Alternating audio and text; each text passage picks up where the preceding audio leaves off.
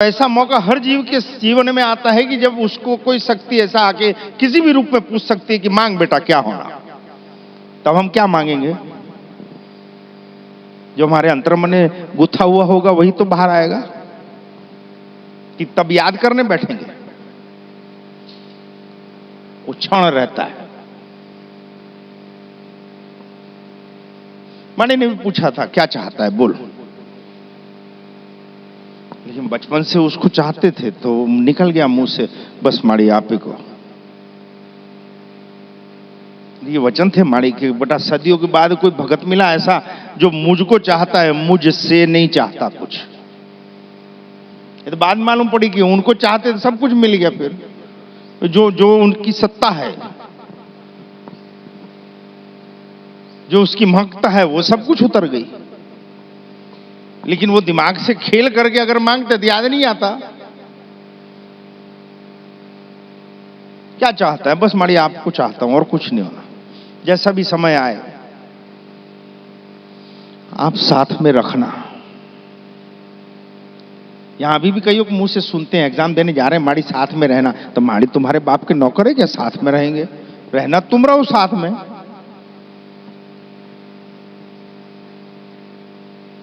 माड़ी की ये बात बोले थे कि माड़ी जहां भी रहो, जैसी भी स्थिति रहे, हमको साथ में रखना। हम नहीं बोल रहे हैं कि आपकी दया हो जाए तो महल, गाड़ी, घोड़े, नाम, यश, कीर्ति, कुछ नहीं। जैसा भी समय आए हमारे जीवन में, आप साथ में रखना रहे।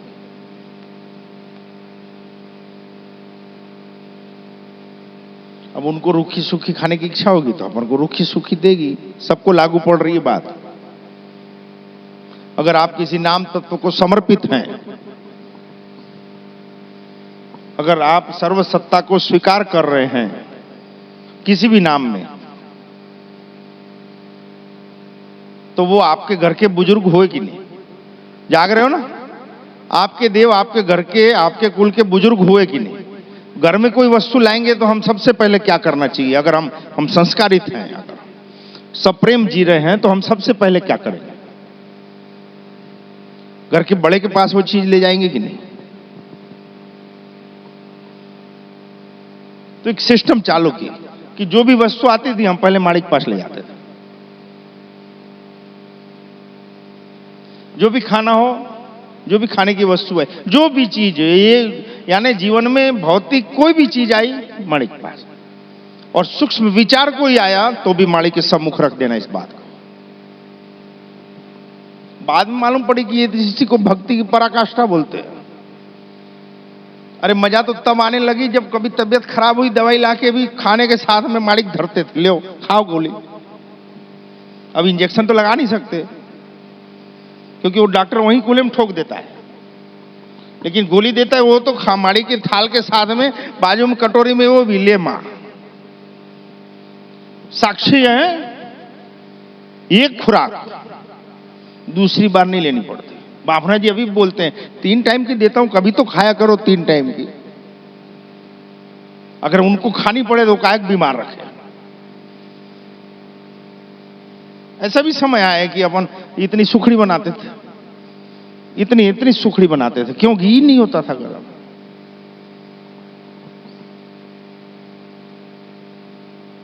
उड़ नहीं होता था। ये अभी 10-12 साल पहले की बात, 10-12 साल। वहां माड़ी कटोरियां भर भर माड़ी अपने सेवकों को पिलाते हैं, और सुखड़ियों के थाल बनते हैं, और देसी घी के हलवे और लड्डू बनते हैं।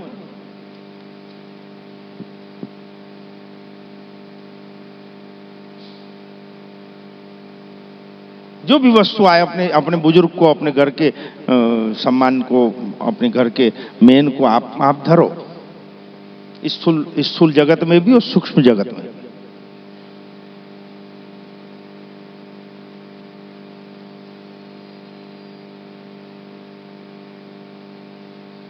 ये बात क्यों बता रहे हैं आपको? ये बात क्यों बता रहे हैं?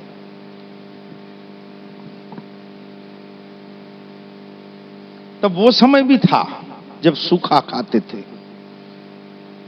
लेकिन मन में मलाल नहीं रहता था। वो समय भी था जब एक टाइम खाते थे, आज भी एक ही टाइम खाते हैं। लेकिन अब स्वैच्छिक हो गया, अब आदत हो गई, अब एक संकल्प हो गया कि बस माड़ी क्या करना है, शरीर चलाने के लिए एक टाइम काफी है। तो ये हाल है।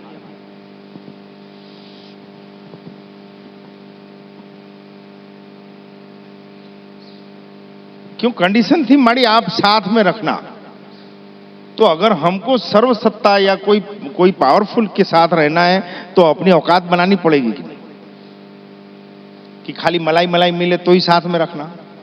हम अभी बहुतों को ये गलत फहमी है कि देव की दया मतलब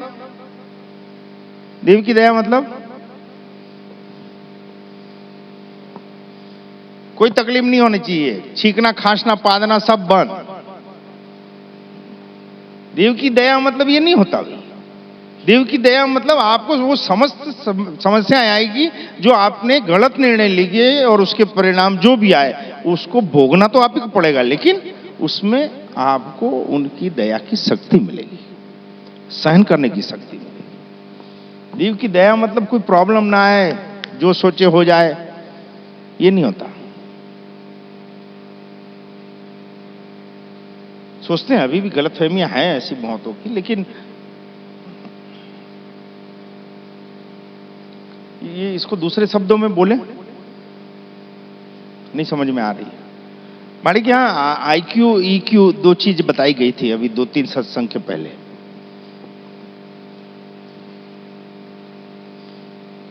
EQ बढ़ाना है, पर EQ क्यों बढ़ाना है? अपनी भावनाओं का EQ मतलब इमोशनल क्वेश्चन है नहीं, ऐसी बोलते ना। भावनात्मक रूप से जो मजबूत होता है वो जीवन में हमेशा सफल होता है। दिमाग से जो मजबूत होता है वो सफल नहीं होता। अपनी भावनाओं को कहां कितना उपयोग में लाना है इसकी जिसको जानकारी हो वो सफल है।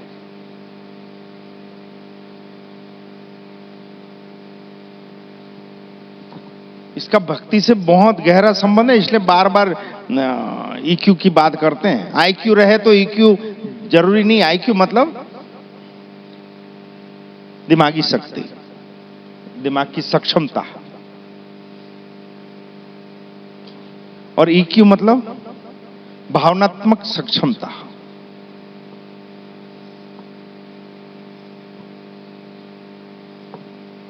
मानसिक रूप से मजबूत हो जरूरी नहीं है भावनात्मक रूप से मजबूत हो, लेकिन अगर हम भावनात्मक रूप से मजबूत हैं तो निश्चित रूप से मानसिक रूप से हम मजबूती हो जाएंगे। बाय प्रोडक्ट है ये, अनुभव की बात बोल रहे हैं।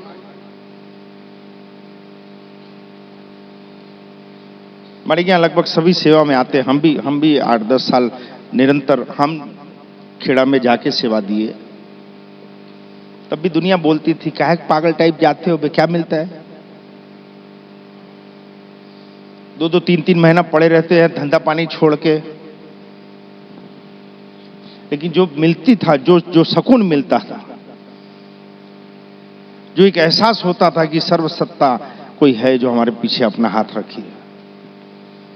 इससे ऐसा नहीं कि समस्याएं सब हल हो गई थी, लेकिन एक बल मिलता था, आत्मिक बल मिलता था।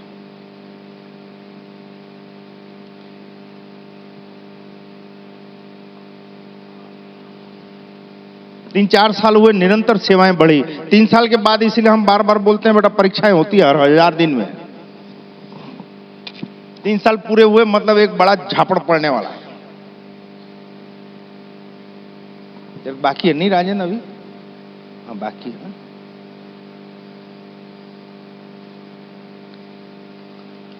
तीन साल होना बाकी है ना? 3 साल हो सचेत हो जाना, या 3 साल चल रहा हो सचेत हो जाना। 3 साल हुआ तो ऐसा हुआ कि माड़ी की नजर पड़ गई।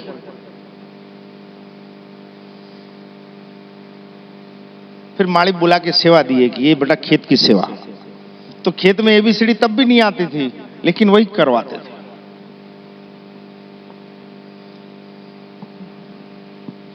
फिर खेत में सेट होने लगे तो खेत में क्या है, जरूरी नहीं है सबको सब सेवा है, तो व्यवस्थाओं बहुत बढ़िया करते थे वहां कि आप ये कर लो, आप ये कर लो, आप ये कर लो। ऐसा माड़ी देखेगी, ये बेटे को भेजे थे खेत में सेवा करने के लिए, ये खेत में सेवा करवाने लग गया, तो वहां से उठाए 400-500 गाय है उसके बीच डाल दिए, चल गौशाला की सेवा चालू करो। अब कभी गोबर कटका किए नहीं, गाय गोल्डर से वैसे ही डर लगता है, मैं अभी भी नहीं छूता हूं। और ज्यादा नहीं 400-500 गाय, अब उसको अपन कहा देखें, कोई इधर चिल्ला रही है, कोई उधर, अरे बाप,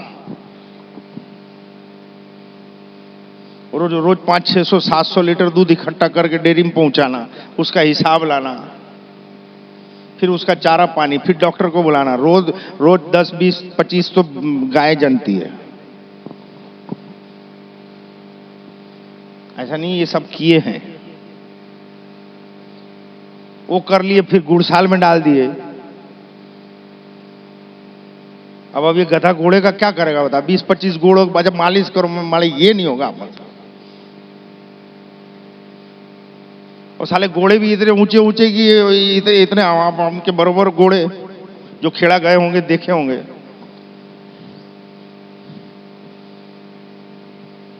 फिर एक दिन माड़ी पूछ लिए, सवारी किया है, मतलब हो गया ना माड़ी, अब चारा पानी, नहलाना धुलाना, मालिश वालिश कर, नहीं सवारी करो।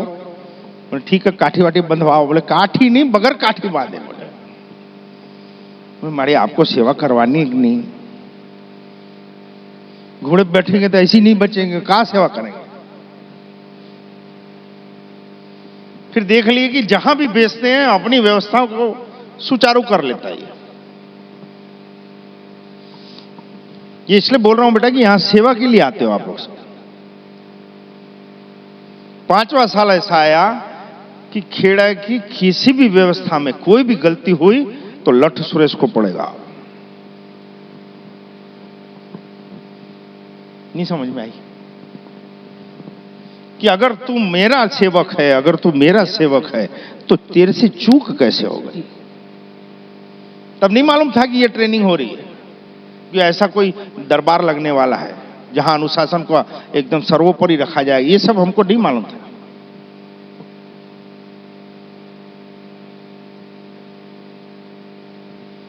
यानी कि अगर खेत में कुछ गड़बड़ हो गया तो बुलाते, पटेल कहाँ है, पटेल आ गया। खेत में ऐसा ऐसा हो गया तो तू नहीं था क्या, माड़ी मैं गौशाला में था, उठाए लठ 2-4 ठोक दिए। गौशाला में क्यों था, खेत में क्यों नहीं था, पहले भी बताया हूं कि माड़ी जब गौशाला में था तो खेत में कैसे रहूंगा, तो खेत में क्यों नहीं था तब। ओके, फिर खेत में ज्यादा ध्यान देने लगे तो गुड़साल में कुछ हो गया तो कहां है सुरेश, ये 2 गोलियां क्यों झगड़ गई, बुलाओ पटेल को। ये देखती थी लठ खाते हुए, और लठ भी छोटे मोटे नहीं, तेल पिलाए हुए अच्छे, और फूल फूल ठोकते थे एकदम। तुम्हारी क्या गलती हो गई, ऐसा भी नहीं पूछ सकते थे। तो तू क्यों नहीं था गुड़साल में, तुम्हारी, क्योंकि मैं खेत में था। तो क्यों खेत में था, गुड़साल में रहो, और गुड़साल में रहो तो गौशाला में लफड़ा हो जाए, वहां कुछ हो वहां रहो। फिर तीनों जगह दौड़ने लगा तो कोई धाम आ गया, धाम में कोई माड़ी खेड़ा के धाम में कोई अनराइज फॉरेनर्स आ गए और माड़ी नहीं थे और उनको 2-3 घंटा वेट करना पड़ा, कोई अटेंडर नहीं था, तो और डबल मार पड़ती थी कि कोई इतना दूर से माड़ी से मिलने आया, तेरे को तमीज नहीं है कि उसको अटेंड करना है। अरे बाप, 1 साल पैर के अंगूठे से लेके यहां तक सब लठ खा लिया, जब तब कहीं ढक्कन खुला कि सब जगह रहना मतलब शरीर से नहीं।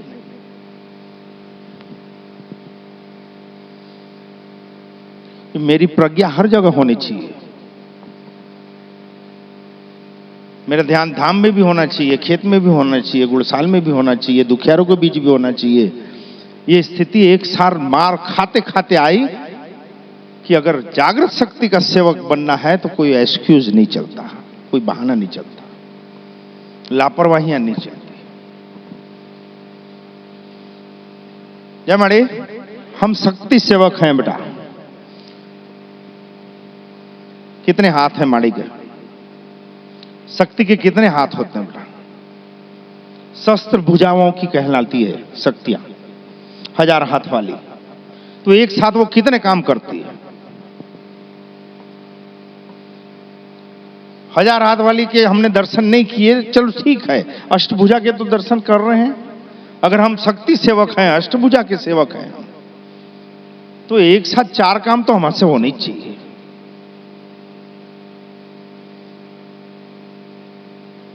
तो हम पूछते हैं कईयों को, तो वो तो हम तो ये थोड़ा फूल साफ कर रहे थे, देखे नहीं थे जी।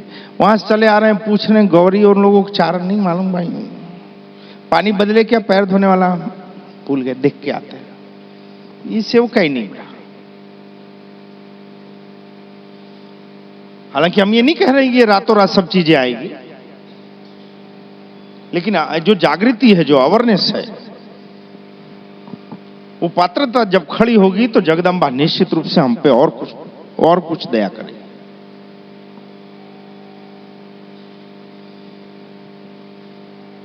और हम तो मां मेलड़ी के सेवक हैं।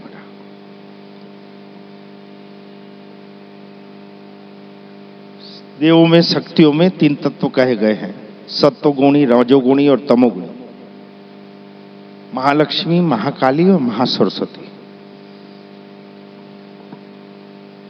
लेकिन मां मेलड़ी, वो जगदम्बा में ये तीनों गुण समाहित है, और रजोगुणी भी है।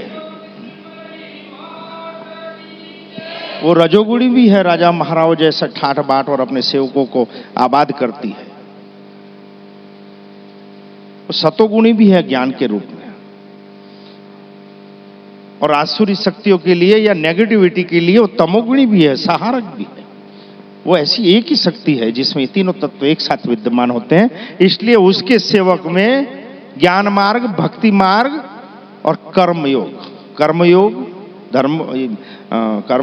ज्ञान योग और भक्ति योग, ये तीनों समान रूप से वाइब्रेट होने चाहिए। मां मेलड़ी का सेवक खाली मंजीरे नहीं कूट सकता, नहीं तो ऐसे कि सिर पे हाथ ही नहीं रखती। वो खाली अपनी भौतिक जरूरतों को पूरा करने वाला हो तो भी ज्यादा समय तक नहीं छोड़ती। वो खाली शास्त्रों का ही अध्ययन करते बैठा रहे, वो भी मां मेलड़ी को पसंद नहीं है।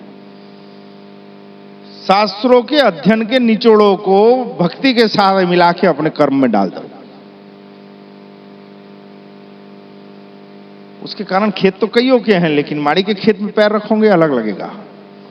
धाम तो बहुत हैं, लेकिन मां मेलड़ी के धाम में जैसी पैर रखोगे आपको अनुभूति अलग होगी। क्या ही नहीं, अच्छा लगेगा। भंडारे तो हर जगह होते हैं, लेकिन माड़ी के यहां का भंडारा खाओ तो। इसलिए जो बोलेगी ये तीनों चीज देखते हैं कि ज्ञान में भी उतना ही, भक्ति में भी उतना ही, और कर्म में भी उतना ही। ये हर शक्ति सेवक का ये कर्तव्य और अधिकार होना चाहिए कि इस अधिकार को वो पाए। इसलिए कई लोग आते हैं, आरती अटेंड करते हैं, ताली कूटते हैं और अपने आप को स्वयंभू सेवक घोषित कर देते हैं। हम तो माणिक सेवक हैं। छिलपट निकल जाएंगे तो शायद सेवक बन सकते हैं।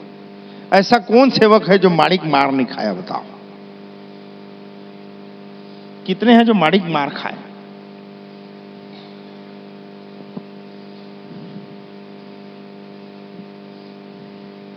आप भी? तब तो पक्का यार बहुत है भाई। आओ ना भाई, कोई गोल्ड मेडल नहीं मिलने वाला है। सेवक और मार न खाए मतलब क्या है? कपड़ा धोते हैं तो क्या करते हैं? अच्छे से अच्छा कपड़ा हो, उसको ज्यादा दो कुटेला ज्यादा मारते हैं। क्यों? मैल निकालने के लिए।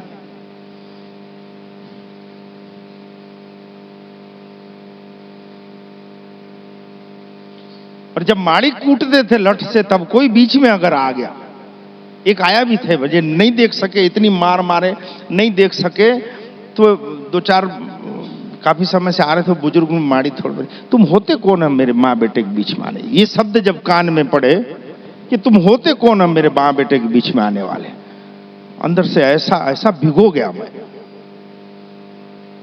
यार वो बेटा बोले अपन को और अपन फिर भी फरियाद करें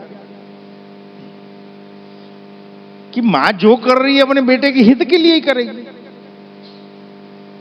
जगत को दिखता है। एक इसीलिए कहीं लिखा है दीवालों में, कहीं लिखा है कि मां मारती है लेकिन मार खाने देती नहीं। मां चाहे अपने बच्चे का हड्डी तोड़ दे मार मार के, लेकिन पड़ोसी अगर मारे तो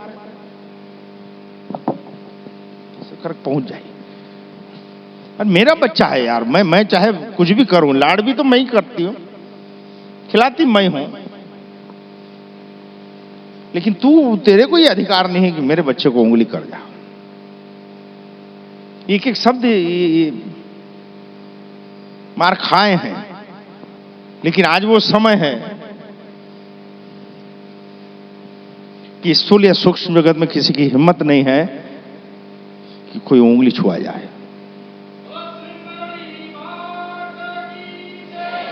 उसके लिए मजबूत होना पड़ता है,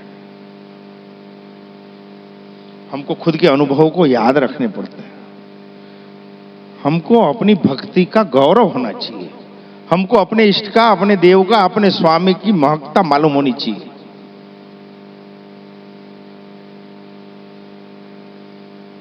मेरे को अच्छा लगा बेटा, तुम ये बच्ची जो बोली कि मैं जाके उसको गाली देने वाली थी फिर चुप हो गई, मेरे खुशी हुई, इच्छा हुई खड़े होकर जप्पी दे दूं, फिर बोला ज्यादा हो जाता है यार फिर।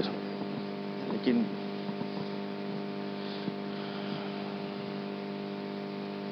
जो खुद पे नियंत्रण कर सकता है वो परिस्थितियों को नियंत्रित कर सकता है। जिसके नियंत्रण में हम स्वयं नहीं है, हम स्वयं के नियंत्रण में नहीं है, तो परिस्थितियां हम कैसे नियंत्रित कर सके।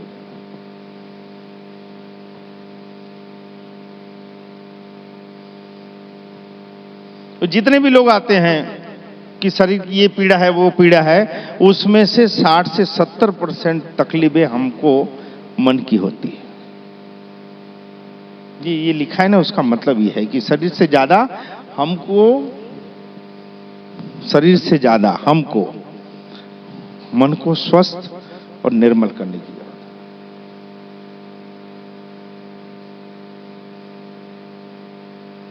है। हम मन पे कोई काम ही नहीं करते, हम जितना काम करते हैं वो तन पे करते हैं, लेकिन तन मजे में तब रहता है जब मन मजे में रहता है। लेकिन ये साला मन तो डॉक्टर लोग नहीं ढूंढ सके, साइंटिस्ट नहीं ढूंढ सके कि ये मन नाम की चिड़िया होती क्या है।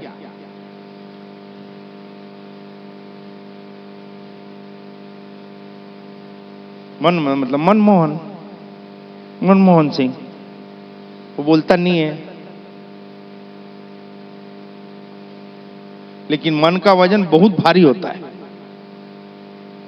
और मन की मस्ती सच्ची होती है। इस पे और कभी चर्चा करेंगे। बहुत बच गया, आप बहुत अच्छे हो, बहुत प्यारे हो, बहुत जीवट हो कि समझ में कुछ नहीं आता फिर भी हर रविवार बैठते हो।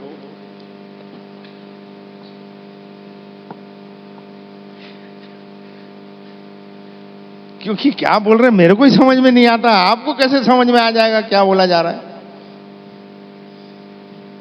लेकिन महीने में एक रविवार ऐसा रखो कि हम बैठ के चर्चाएं करें। ऐसा और चर्चाएं, मेरा सिर दुख रहा है, पीठ दुख रहा है, पैर दुख रहा है, ये वाली नहीं। चर्चाएं जो मन की मूंझवण, मन की उलझने, मन के भार या मन के स्वयंभू सवाल कोई है, अंदर की बात है, अंदर की बात करें। ऐसा कोई एक रविवार नक्की करो। कौन सा वाला? ये नवरात्रि से अपन ऐसा कुछ नया सिस्टम चालू करते हैं क्योंकि हम माड़ी के हमने देखा है, माड़ी से मिलने वाले मुलाकाती कम रहते हैं, माड़ी के सत्संग से अपने जीवन में परिवर्तन करने वाली जीवात्माएं बढ़ रही है। माड़ी से मिलके क्या करेंगे? माड़ी वो व्यवहार की बात करते हैं। माड़ी न मंत्र देते हैं, न बबूत देते हैं, न ताबीज देते हैं, न धागा देते हैं, न जाड़ फूक, न जूमना जामना, तो एक मिल का करेंगे। माड़ी तो प्रेम की और झप्पी की बात करते हैं, तो वो तो सत्संग में मिल जाएगी हमको। एक रविवार नवरात्रि के बाद से ऐसा चालू करो कि हम मन की उलझनों को दिल खोल के अपने परिवार के बीच यहां बैठ के कर सके। आप सबको बहुत बहुत प्यार। जय माड़ी।